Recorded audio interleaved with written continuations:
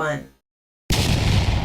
Assalamualaikum warahmatullahi wabarakatuh. Baik, kami dari kelompok 5 ingin menyajikan hasil diskusi kami yang berjudul Akad Ijarah. Sebelumnya, izinkan kami untuk memperkenalkan diri. Saya Andi Ramadhani Lubis. Saya Nazla Saswani. Saya Al-Fadhil Abdullah. Pada ini saya akan membahas tentang definisi dari akad ijarah. Akad ijarah itu adalah kontrak sewa-menyewa dalam prinsip syariah di mana satu pihak atau pemberi sewa atau menyewakan asetnya kepada penyewa untuk memperoleh manfaat dengan imbalan sewa.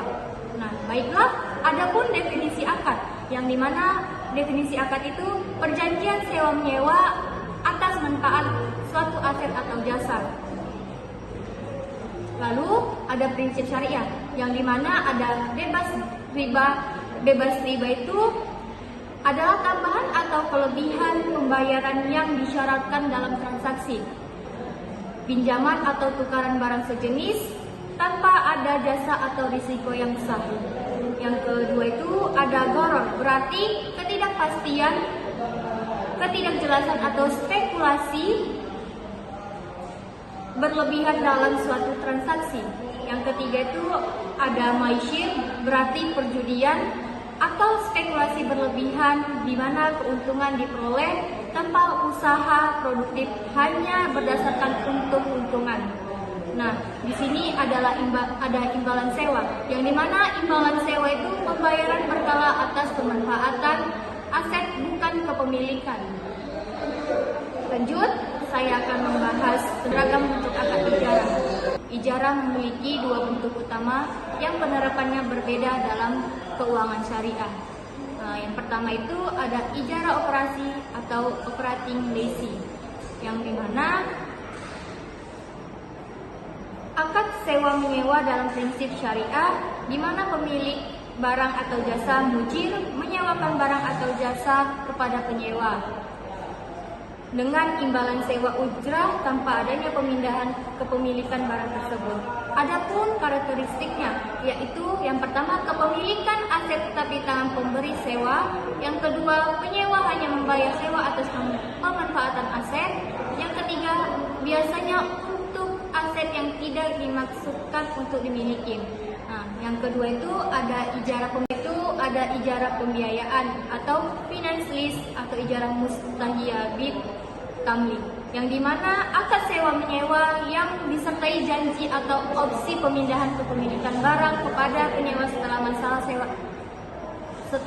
masa sewa berakhir. Karakteristiknya digunakan untuk pembiayaan aset seperti rumah, kendaraan, dan mesin. Yang kedua itu sewa dilakukan dalam jangka menengah atau panjang. Yang ketiga, pada akhir masa sewa, aset bisa berpindah ke penyewa melalui hibah atau akad jual beli terpisah. Nah, baiklah, selanjutnya akan dibahas oleh teman kita yang bernama Akmal Fauzi Abdillah. Saya akan melanjutkan dari Andi Ramadhani Lubis.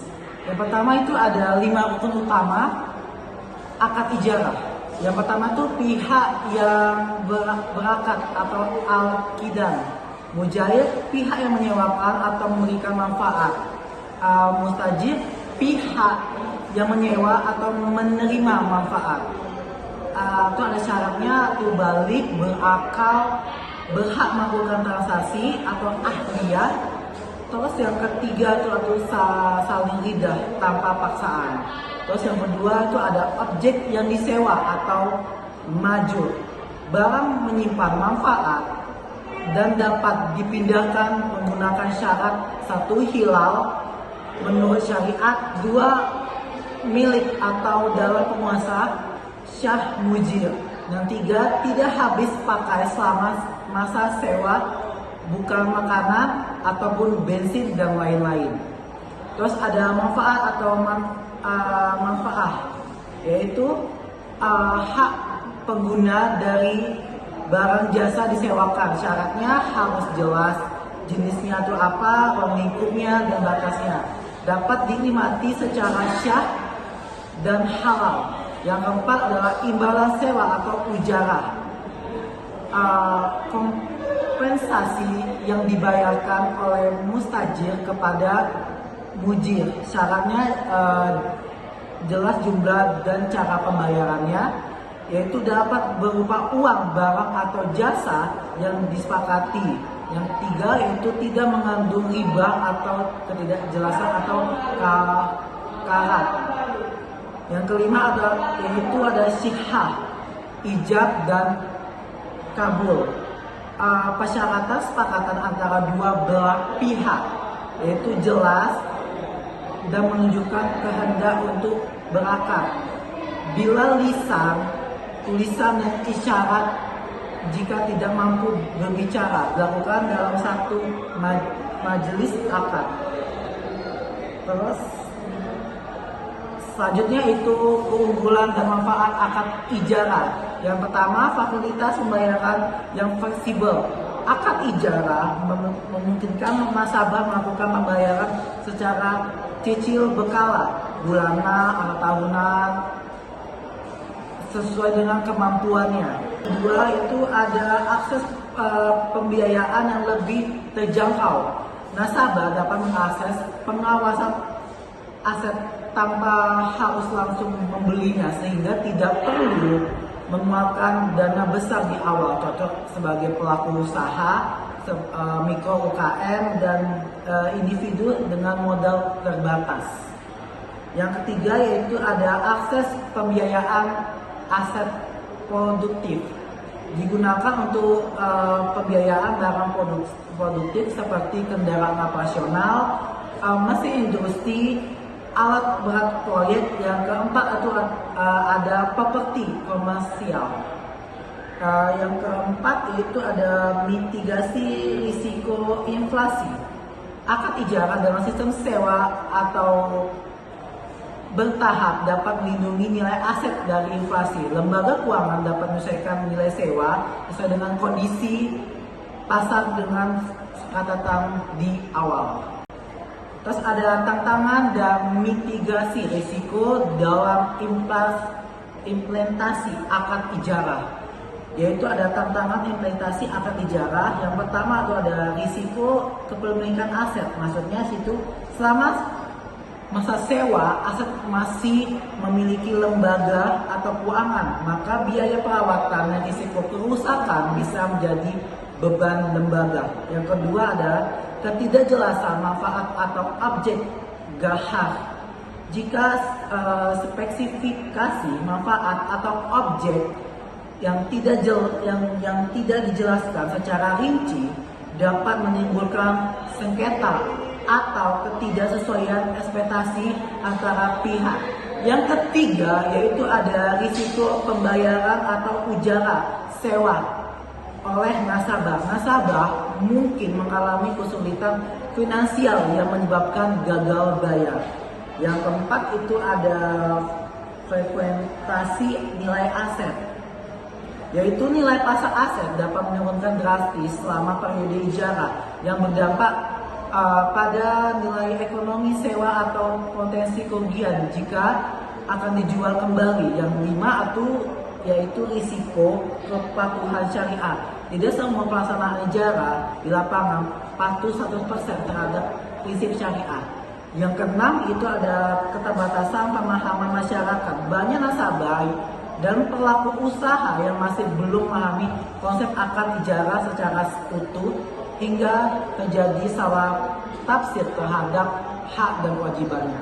Oke, di sini saya akan melanjutkan itu Najla Aulia Satuani. Lalu berikutnya kita akan membahas tentang contoh kasus dalam akad ijarah. Dalam hal ini untuk jasa. Yang pertama ada akad ijarah jasa atau sewa tenaga kerja. Pihak yang terlibat itu pihak pertama atau biasa disebut dengan mustajir, lalu pihak yang kedua biasa disebut dengan ajir. Di sini Rina sebagai tenaga kerja catering atau koki. Isi akadnya pada hari Senin, Selasa 8 Juli 2025 telah terjadi akad ijarah antara mustajir dan ajir. Di sini mustajirnya adalah Siti dan ajirnya adalah Rina. Pihak kedua atau ajir, Rina dalam hal ini melakukan akad ijarah antara Siti sebagai pelaku usaha catering dan si mustajir sebagai penyewa.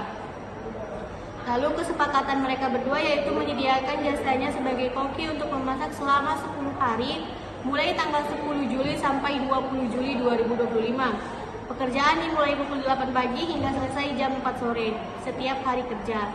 Dan upah yang disepakati adalah sebesar 300.000 per hari, maka selama 10 hari upah yang harus dibayarkan oleh mustajir dalam hal ini Rina adalah 3 juta rupiah. Lalu mereka melakukan kesepakatan yaitu si ajir harus menjaga kebersihan dapur dan peralatan selama dalam masa bekerja. Pihak pertama berkewajiban membayar upah secara tepat waktu kepada ajir, lalu menyediakan bahan dan peralatan memasak. Dengan ini, kedua belah pihak telah sepakat untuk melaksanakan akad ijarah jasa dengan penuh tanggung jawab dan sesuai dengan syariat Islam dan hukum yang berlaku. Di sini mustajirnya adalah Siti dan ajirnya adalah Rina. Demikian contoh dari kasus akad ijarah. Demikian dari hasil presentasi kami. Bila ada kesalahan atau kekurangan dari kata-kata kami ucapkan mohon maaf sebelumnya, dan akhir salam kami ucapkan assalamualaikum warahmatullahi wabarakatuh.